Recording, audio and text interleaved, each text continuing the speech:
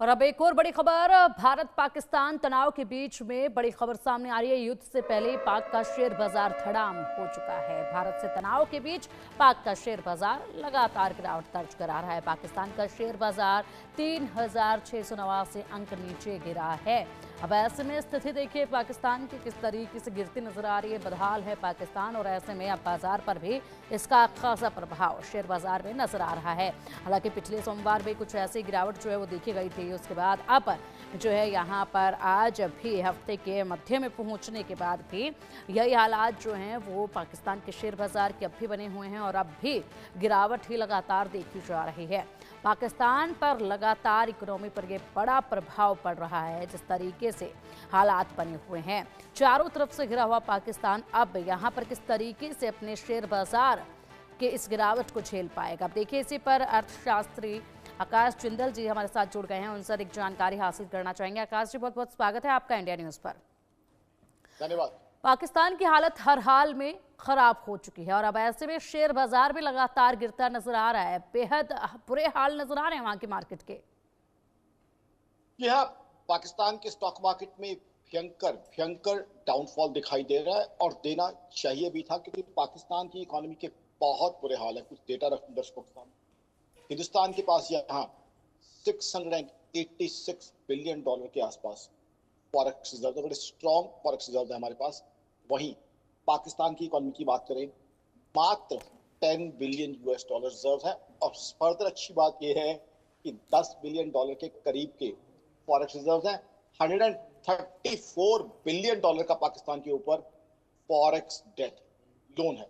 आप सोच लीजिए कितने कम रिजर्व पाकिस्तान के पास है और कितना ज्यादा ग्लोबल कर्जा पाकिस्तान। हिंदुस्तान की बात देखिए, अब कुछ दिनों से टेंशन चल रही है पाकिस्तान के साथ। उसके बीच में ये भी एक्सपेक्टेशन है कि शायद वॉर तक बात पहुंच जाए, तब भी ग्लोबल इन्वेस्टर्स हिंदुस्तान में इन्वेस्ट कर रहे हैं। यानी हिंदुस्तान की इकोनॉमी में ग्लोबल इन्वेस्टर्स का कॉन्फिडेंस लेवल देखिए कितना हाई। हिंदुस्तान की जीडीपी की बात करें, 2023-24 डेटा रिवाइज हुआ है, 9.2% की जीडीपी ग्रोथ है, जो दुनिया की बड़ी इकोनॉमी में से फास्टेस्ट है। कोई भी बड़ी इकोनॉमी हमारे मुकाबले नहीं। रादर 190 जो मुल्क है उनमें से कोई भी हिंदुस्तान की तरह ग्रो नहीं कर रहा।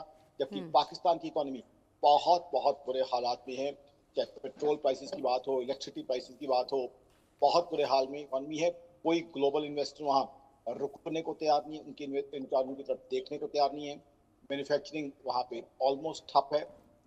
और उनकी इकोनॉमी में करते क्या है आज तक वो लोग? आज तक बड़े बड़े ग्लोबल लोन्स लेते आए हैं। बड़े बड़े ग्लोबल लोन्स लेने के बाद क्या किया उन्होंने? या तो उसके बहुत बड़े स्कैम्स हुए हैं या टेररिज्म फंडिंग हुई है।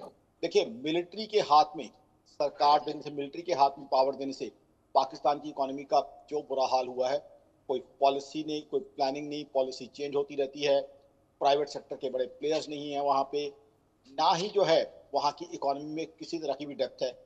अब देखिए, जब से इंडस वाटर ट्रिटी को जो है अभियान में रखा गया, तब से पाकिस्तान की इकोनॉमी के और खस्ता हालात हैं। तो पाकिस्तान की इकोनॉमी पहले से ही एक बहुत बहुत बीमार इकोनॉमी थी, एक पहले से बहुत बीमार इकोनॉमी थी, जिसको चाहिए था अपने आप को ठीक करे, डैमेज कंट्रोल करे। कुछ समय पहले तो Pakistan financial action task force की ग्रे लिस्ट पे भी था।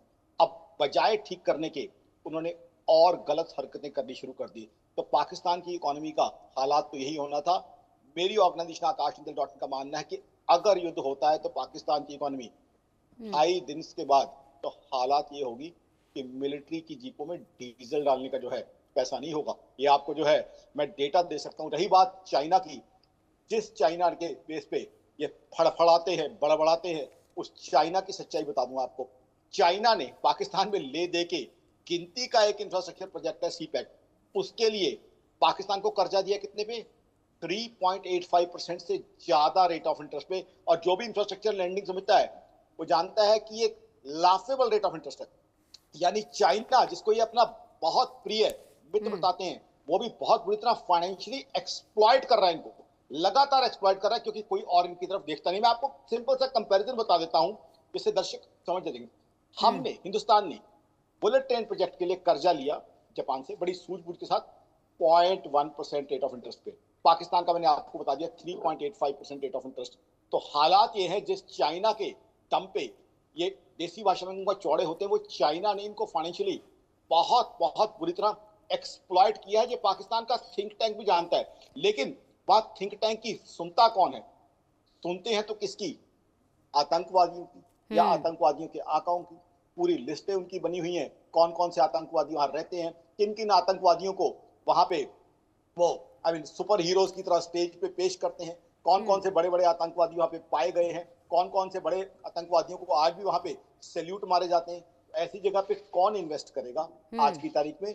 तो पाकिस्तान की इकोनॉमी का हाल इससे भी कहीं ज्यादा खराब होने वाला है, और होना भी चाहिए, होना भी चाहिए। आज तक इन्होंने किया क्या है? बिल्कुल आकाश जी, जिस तरीके से आप कह रहे हैं कि हाल आने वाले वक्त में और भी ज्यादा खराब होने वाला है, मेन फैक्टर इस बीच आप किसको मान रहे हैं जिसकी वजह से इतनी ज्यादा बुरी स्थिति जो है आने वाले वक्त में भी देखी जाएगी? इसी के साथ अगर बात की जाए तो कौन सा ऐसा सेक्टर है पाकिस्तान का जो सबसे ज्यादा प्रभावित होने वाला है आने वाले वक्त में इससे, और अभी फिलहाल किस सेक्टर पर सबसे ज्यादा असर आपको नजर आ रहा है? बहुत अच्छा आपने प्रश्न पूछा। सबसे पहले तो बर्बादी के कारण क्या है? एक बार पाकिस्तान की इकोनॉमी ने 1960s की बात करें, 60s के अंदर ये इकोनॉमी ने तरक्की जो है तरक्की की तरफ बढ़ी थी, लेकिन उसके बाद लगातार इनकी इकोनॉमी डाउनफॉल की तरफ। एक समय आया जब यहाँ पे सारा कुछ जो है नेशनलाइज कर दिया गया। नेशनलाइज करने के बाद मिलिट्री गवर्नमेंट भी आ गई कुछ देर बाद, तो इकोनॉमी लड़खड़ाती रही। उसके बाद all of a sudden privatisation कर दी गई, कभी कुछ उसने इकोनॉमी को लगातार बर्बाद किया। अब जो सेक्टर जो पाकिस्तान की इकोनॉमी में थोड़ा दमखम रखता था, वो भी बर्बाद होने वाला है। वो है एग्रीकल्चर, क्योंकि एग्रीकल्चर जब वाटर नहीं होगा तो एग्रीकल्चर प्रॉस्पर कर नहीं पाएगा। मैन्युफैक्चरिंग में लोग बहुत पीछे है, बजाय असेंबलिंग के अलावा इनको कुछ नहीं आता, या गाड़ियां इंपोर्ट करके यहाँ बेचने के बिल्कुल अलावा आकाश जी, और आने वाले वक्त में पाकिस्तान की हालत जो है वो कुछ खस्ता हाल ही होती नजर आ रही है। चारों तरफ से घिरा हुआ है और अब मार्केट भी धड़ाम से लगातार गिरती जा रही है, तो बुरा हाल पाकिस्तान का होने वाला है, इन तमाम सेक्टर्स का होने वाला है। फिलहाल बहुत बहुत शुक्रिया आकाश जिंदल जी आपका इंडिया न्यूज के साथ जुड़ने के लिए और ये महत्वपूर्ण जानकारियां साझा करने के लिए।